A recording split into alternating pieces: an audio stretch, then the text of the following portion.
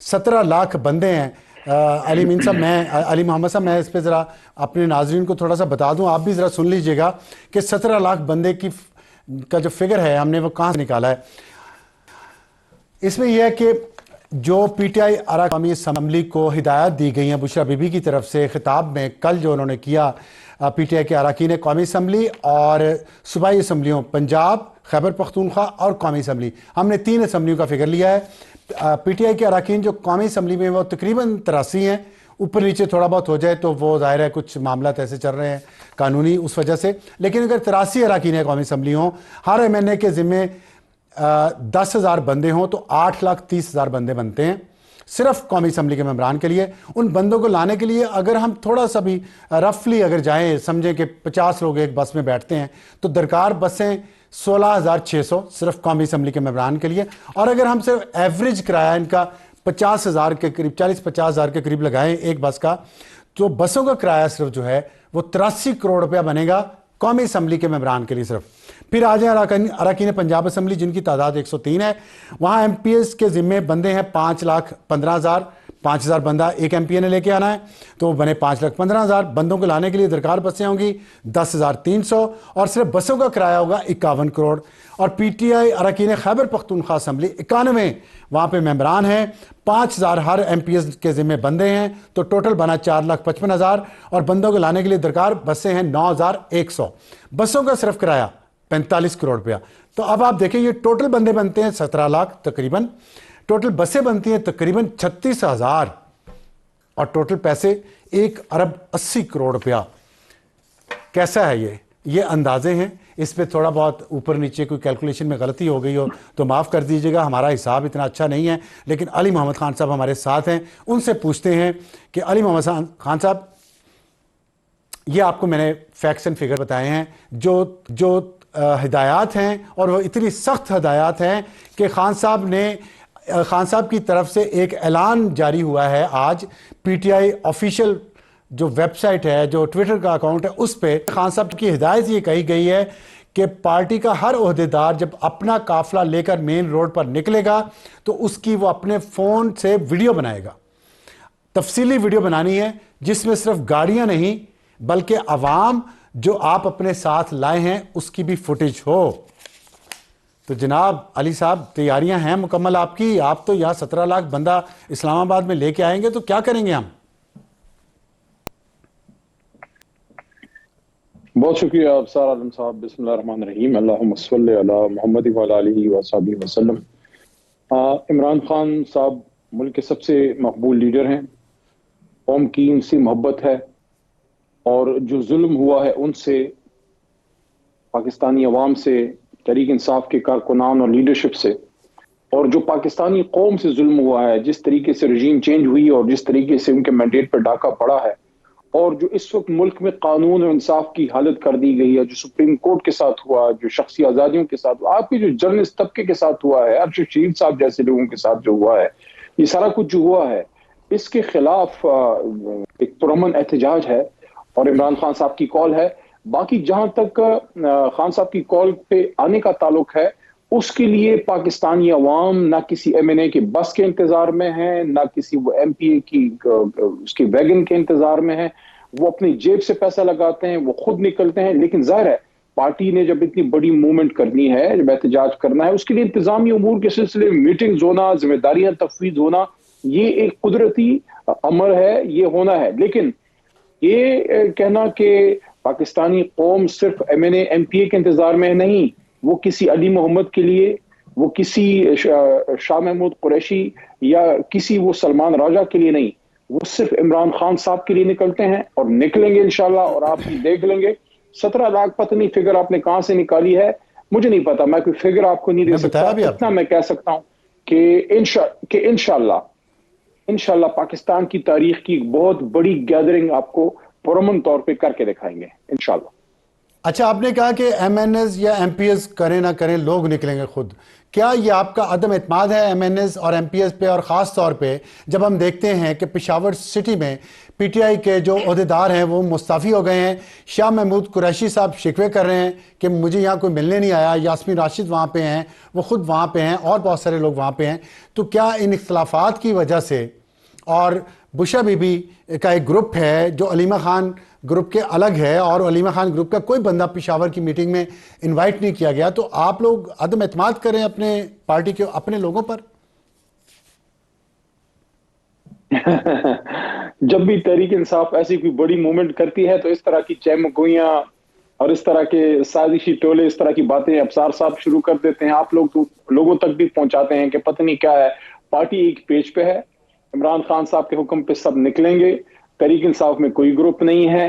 ہاں اس وقت علیمہ آپا نے یا بشرا بی بی نے خان صاحب کے کچھ میسیجز جو ہیں وہ ضرور پارٹی کو پہنچائے ہیں. ان کے کوئی پولیٹیکل ایسپریشن نہیں ہے. اگر بشرا بی بی اپنے شوہر کے لیے جو ملک کے سب سے بڑے لیڈر ہیں ان کے لیے انہوں نے ایک پیغام پہنچایا ہے خان صاحب کا، یا علیمہ آپا نے باہر نکل کے خان صاحب کا پیغام قوم کو سنایا کہ 24 کو آپ نے نکلنا ہے، تو کوئی گناہ تو نہیں کیا؟ کیا وہ پاکستانی شہری نہیں ہے؟ ان کو حق حاصل نہیں ہے کہ اپنے بھائی اپنے شوہر کے لیے وہ لوگ اپنا ایک رول پلے کریں؟ باقی ان کو کوئی پولیٹیکل ایسپریشن نہیں ہے، نہ ان کو کوئی گروپ ہے.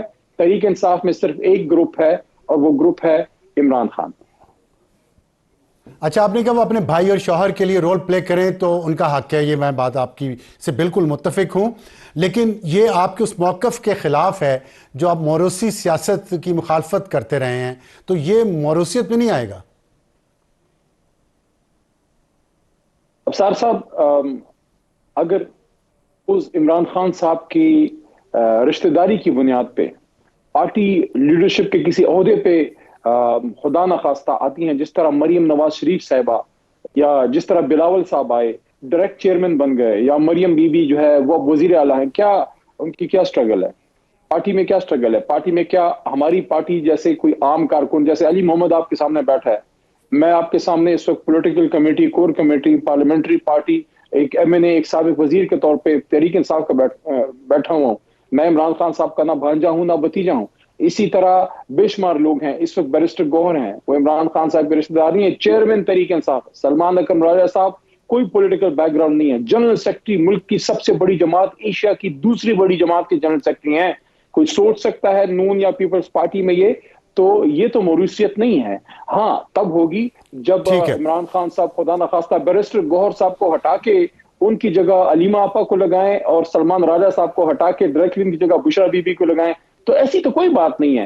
اس میں سیاست کہاں سے آ ٹھیک گئی؟ ہے. تو آپ نے تحریک انصاف ملک کی سب سے بڑی جماعت، مڈل کلاس کی نمائندہ. چلیں ٹھیک آپ نے فرمایا بھی کہ چہمگوئیاں ہوتی ہیں جب بھی تحریک انصاف کوئی بڑے مظاہرے کا اعلان کرتی ہے، اور عدم اعتماد تو نہیں ہے، لیکن جو خان صاحب کا پیغام میں نے ابھی بتایا پی ٹی آئی آفیشیل اس پہ آیا ہے، اس میں انہوں نے ایک اور بات کی ہے، میں وہ بھی آپ کو پڑھ کے سنانا. خان صاحب نے کہا ہے کہ 24 نومبر فیصلے کا دن ہے. اس دن یہ فیصلہ ہوگا کہ کون میری پارٹی میں رہے گا اور کون نہیں. تو یہ عدم اعتماد نہیں ہے؟ کیا ان کو شک ہے کہ اگر انہوں نے اتنا سخت بیان نہ دیا تو لوگ جو ہیں، جو ان کے پارٹی عہدیداران ہیں، وہ سارے نہیں آئیں گے لوگوں کو لے کے؟ انہوں نے کہا ویڈیو بھی بنائیں کہ کتنے لوگ آپ لے کے آ رہے ہیں. تو یہ جو چیک اینڈ بیلنس ہے، یعنی یہ لگ رہا ہے اس سے یہ تاثر مل رہا ہے نا، جو چہمگوئیاں آپ کہہ رہے ہیں کہ شاید پورا اعتماد نہیں ہے کہ 24 نومبر کو جو ہم کہہ رہے ہیں وہ کر پائیں گے. نہیں، آپ کا سوال اپنی جگہ پہ درست ہے، اور اس کا جواب یہ ہے کہ میں یہ دیکھ رہا ہوں کہ 30 اکتوبر 2011 سے ایک دہائی سے زیادہ ہو گئے ہیں ابصار عالم صاحب. آپ ہمارے بھائی ہیں لیکن ہمارے ناقدین میں سے ہیں، اور میں اس کا احترام کرتا ہوں. آپ کو اپنی رائے کا حق ہے ایک آزاد صحافت میں، اور ایک زمانے میں آپ کے ساتھ ہمارے دور حکومت میں زیادتی بھی ہوئی. میں سمجھتا ہوں ہمیں اس کا تدارک کرنا چاہیے تھا. تو وہ ایک چیز ہے. لیکن اب جس طرح میں نے آپ کو کہا کہ ارشد شریف صاحب جیسے لوگ شہید ہوئے، اب یہ اس رجیم میں بہت ایکسٹریم تک چیزیں گئی ہیں، تو وہ ایک علیحدہ ڈیبیٹ ہے. لیکن میں نے نقطہ اس لیے رکھا کہ آپ ہمارے بہترین ناقدوں میں سے ہیں، سخت ناقدین میں سے ہیں. تحریک انصاف واحد جماعت ہے جو لیکن میں نے کبھی احترام کا دامن نہیں چھوڑا. مسلسل لوگوں کو میں اس کو مانتا ہوں. तहरीक इंसाफ ने हमेशा Thank you. मुस्तकिल पिछले 10 साल से लोगों को निकालती रही है, लोग आते रहे हैं, कभी थ्रेट करके ना हमने निकाला है, न धमकी दे के निकालेंगे। इमरान खान साहब के लिए लोग अपने दिल से निकलते हैं। ये सिर्फ इंतजामी उमूर हैं, इंतजामी उमूर में अपने MNAs MPs को थोड़ा सा पाबंद करते हैं, बाकी कौम अपने लीडर इमरान खान साहब से बालिहाना मोहब्बत करती है, और किसी थ्रेट, किसी धमकी की बुनियाद पे नहीं, उनसे अकीदत और पाकिस्तान से मोहब्बत की बुनियाद पे, कि उनको ये लगता है कि कप्तान ही वो शख्स है जो पाकिस्तान की इस डूबती कश्ती को बचा सकता है।